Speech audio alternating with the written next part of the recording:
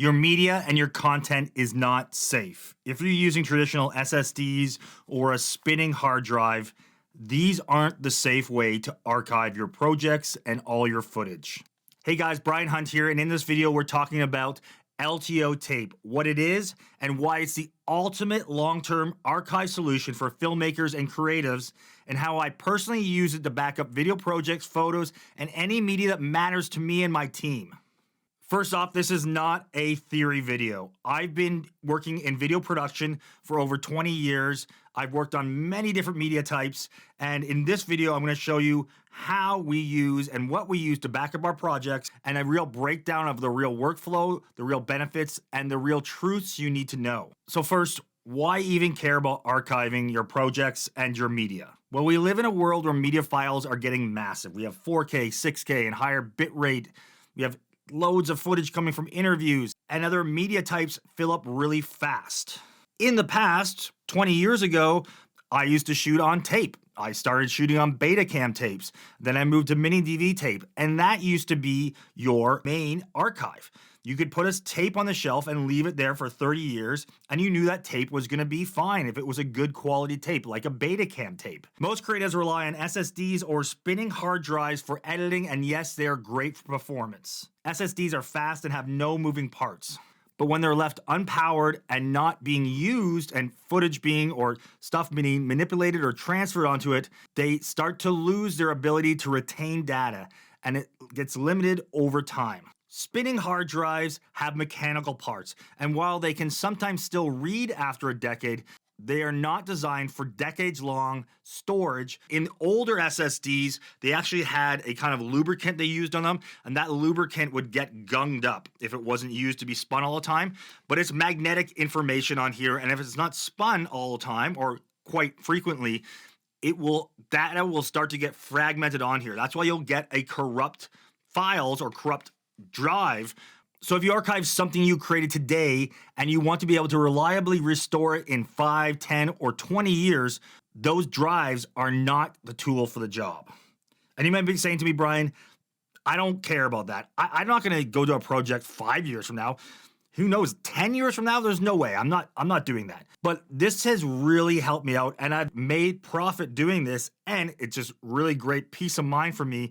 There's a lot of projects I work on and different media that I work on that I want to archive. I want to have saved. I want to be able to look at later on. I want to be able to pull from possibly. But there's been a bunch of scenarios where clients have came back to me 5 years, 10 years later with certain requests for changes on a video. Or maybe it was somebody in the company that got fired. Maybe they changed their logo out and we want to change all their videos to have their new logo in it.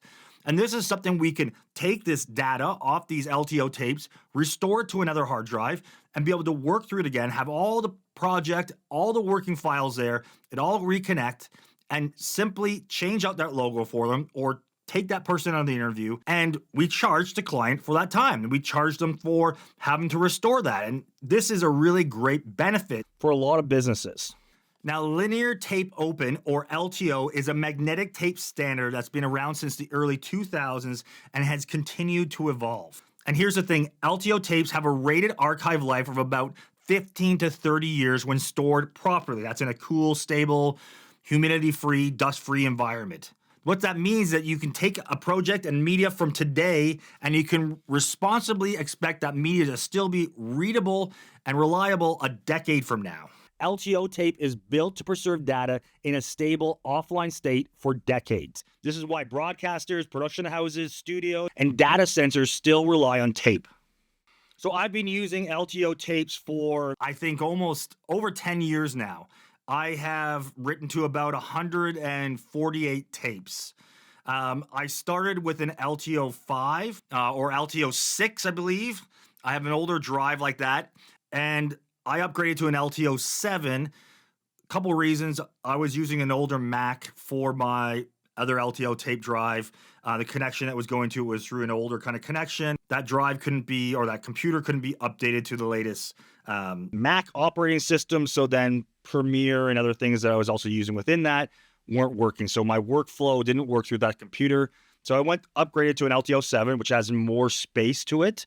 But to give you some different information on the different LTO numbers and the amount of space they hold, not to get too deep in the weeds here, but for myself, I'm using an LTO 7.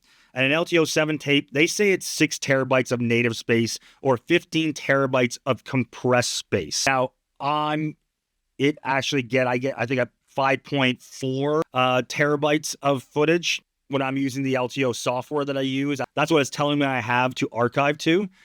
So the numbers are a little bit off, but an LTO 8 tape has double that. It has 12 terabytes native, 30 terabytes compressed. An LTO 9 has 18 terabytes native and 45 terabytes compressed. And an LTO 10 has a crazy amount of 30 terabytes per tape natively and 100 terabytes compressed. Now, the thing for an LTO 7 tape costs me about $50 Canadian. So $50 Canadian for 5 terabytes plus of storage space. That is a lot of storage space for the cost. There's no other media out there that is that cost efficient for how much space it is, and again, being very safe to archive to. The actual drives do cost money. They're a couple $1,000 depending on what you get. I will link below to some of these in the description that I'm using, but they do pay themselves off quite quickly when you're using them and archiving, and just that peace of mind of your media being somewhere completely safe. So I'm going to go through quickly my real-world step-by-step workflow. Let's dive into how I use my LTO for archiving. The first thing would be we finish a video shoot or video job. I come back with media cards. I'm going to transfer that media cards. I'm going to put that onto my NAS. And from the NAS, I'm going to put that onto maybe another SSD. Or then I'm going to drop off or give to one of my editors. Or I'm going to upload it through Sync or Dropbox and send it to them that way for them to work on the footage. When the project is finished and I have that back for my editors, I will take that. I will media manage out that project in Adobe Premiere, and I will archive the whole project itself onto an LTO tape until I fill up the LTO tape and I've numbered that tape, and so I can find that tape and figure out what is on that tape by using the software and the number on the tape. I use an OWC LTO enclosure, which has an LTO tape drive in there. It's not from OWC. There's a few different manufacturers of LTO tape drives, but OWC makes the enclosure for it, Thunderbolt. And then on the LTO software I'm using is made by a company called Hedge, and this software is called Canister. Very simple to use. It's great to use. Worked very well for me. I had some other software in the past that I use. It was called Yotama. It was more expensive and a lot more complicated, and I did not like the way it worked. Hedge's stuff, I use some of those other things for offloading as well, media. It works great. So now we're going to transfer over to the computer. I'm going to show you exactly how I use Canister and how we use our software to write to our LTO tapes. So here we go. We have that drive here. Open this up, and I have the 4 archive to archive Claire files. These are all different projects we've finished. Again, they've all been project managed out, so we have the files that way. Again, I'm going to link to that video above if you want to see how we do the project managing and the media managing out. So what I'm going to do now is I'm going to go into here. This is the software. I'm going to click this off here. So I'm going to go down here to Canister. Canister is a software from Hedge. Very reasonably priced, works very well. In the past, I used a software called Yotama. It wasn't nearly as user-friendly. The biggest pain in the butt I've found with this Canister has been the updates for firmwares. That's why I haven't done it, because when you initially set this up, you got to do some different things to install a bunch of different drivers for it to work. That took a bit of time and a little bit of playing around and figuring that out, but it's working for me. I'm not going to worry about updating these drivers as of right now. I'm just going to click over here, and then I can mount this tape or I can erase this. This is one I've already started to create because I was uploading this or creating this video before, and then I had some problems, so I've been starting to do this again. So I'm going to erase, or I'm going to erase this drive. I'm going to name this, and what I do here is my naming convention. I have it for all my tapes, and you have a great thing here, which is your LTO archive, which the Canister software makes for you. So I'm going to go into here, and it's going to show me all my other tapes that I've made with Canister. I've done a lot more tapes, so I'm at tape 148 now. This is what I'm going to do here. And if I go into any of these tapes, so that's how many tapes I've made, 148. This is my 148th tape, and I have more to archive, and it's going to keep going like that. So that's a lot of data backed up. If you think about a lot of these drives are 4 terabytes, 5 terabytes of footage, that's a lot of stuff. So if I go in here and look at this tape, you can see it'll tell me exactly what's on here. I can go through how my project was, or my project, sorry, the Americans get mad at me when I say project. I'm Canadian, I think it's project, but you'll say project with an A. There's no A in project. Anyways, I digress. I'm going to show you here, we got the footage in here that you could go, you couldn't play any of this stuff because it's just showing it to you. And another thing to note, as I'm saying that as well, is that an LTO tape is a linear tape. So you can't work off the tape itself. I can't just plug the tape in, load it up, and then be working off the tape. I have to pull files off of it onto another drive. So that does take some time. But you can do this in the background while you're doing other work and let it run. Maybe it'll take a couple hours to retrieve that stuff, put it onto another hard drive, your internal hard drive or another SSD you have, and start working off of it. Not really a big deal. You don't have to do the whole tape. You can just select certain parts of the tape. So if you just want to select a few clips that you know that are there, that are labeled and named correctly, you can find them. And then you can go to that tape and get those files off of it and do that pretty quickly. As I said that, I'm going to make this tape as BHV and 148. I'm going to go erase. And it's going to take a little bit of time, and it's going to run through and erase that tape. It's going to start making some noise right now. I don't know if you can hear that. The one thing to note is when you're using an LTO tape drive and you're writing to the drive or you're reading from the drive, an LTO tape is really noisy. It's kind of reminiscent of a VHS machine. If you're my age and you're 40 and you grew up in the 80s, you'll remember, and even the 90s, VHS tapes. And rewinding, fast forwarding, it kind of sounds like that because it's linear tape and you're actually going to different sections on the tape and getting parts from it. And it needs to rewind or fast forward and do things like that. So it's kind of noisy, and it does take time to write to. So if I'm writing a whole 4 or 5 terabytes, that might take 4 or 5 hours to write to. So if you're in an environment where you don't like that sounds or you need different things because you're recording other stuff, I would typically just have that LTO station kind of maybe set up in a different room or do it overnight in different times. It's not a huge deal. Okay, so now it's mounting the tape because it's created, it's reformatted, it's re-edited it, it's formatted the tape, it's made the name on it, it's going to mount it to the desktop. It makes it look like you could just drag and drop it off there, but it doesn't seem to work well like that at all. I've never had that work. I've had people tell me you can do that with the LTO tape, but in my experience, I have not been able to. So you have it on the desktop here. But then we're simply within the Canister softwares. What we're going to do here is we're going to go over to archive, okay? You got to retrieve. So if I put a tape into the LTO drive, if I put a tape in and I wanted to retrieve it, I would retrieve it this way. And I'd be able to get files off of there. I can go in here. But I want to archive right now. So what we're going to do here is archive.